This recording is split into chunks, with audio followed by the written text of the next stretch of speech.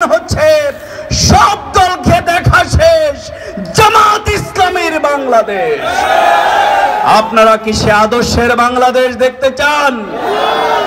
তাহলে সংগ্রামী ভাইয়েরা, তাহলে আমাদের সবাইকে this is the great miracle, this is the holy Quran, this is the unlawful knowledge, আমাদেরকে সেই কোরআনের আদর্শের সাথে একত্রিত হতে হবে।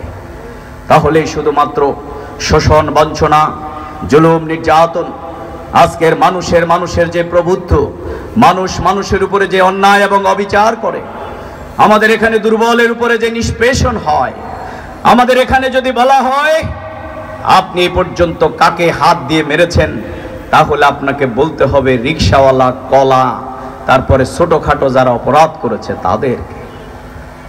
আপনার সাথে চাইনিজ রেস্টুরেন্টে কোনো গ্যাঞ্জাম হয় নাই, আমি প্রতিনিয়ত গ্যাঞ্জাম হচ্ছে রিকশাওয়ালা যে 7 দিন খায় নাই, যে 1 বছর তার ঘরে মুরগি এবং গোশত আসে নাই, সে 15টা থেকে 20 টাকা যখন ভাড়া চায় তখন তার উপরই অপারেশন হয়।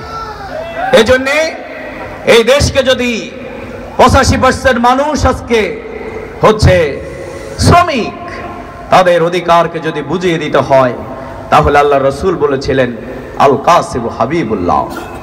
এই জন্য সেই চেতনা নিয়েই আমরা আজকে শ্রমিক, শোষিত, বঞ্চিত মানুষের মুখে হাসি ফোটাবার জন্য আমরা আজকে প্রচেষ্টা চালিয়ে যাচ্ছি।